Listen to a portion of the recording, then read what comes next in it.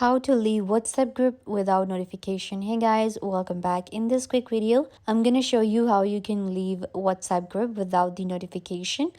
So let's get into it. First of all, we're gonna open up our WhatsApp app. So here I have a group, and you can see in our group we get this notification every time someone is added, and when someone leaves it actually shows that this number or this contact left the group. But how we can leave the group without notifying? So there's no such option available right now because there will be a notification like this. Even in the privacy settings, there are no such thing. But what you can do is, if you want to hide the group, you're not interested anymore, you don't want to get notifications, so there are different settings that we can do. So you can open up the group settings here, and then you can click on mute. So once you click on mute, you're gonna click on always. Now this group is muted for always and you won't be getting any notifications. After that, we have some of the other group settings. You're gonna click on group settings here, send messages, edit messages, or who can send you message. You can edit everything here. And then what you can do is you can actually archive this group. So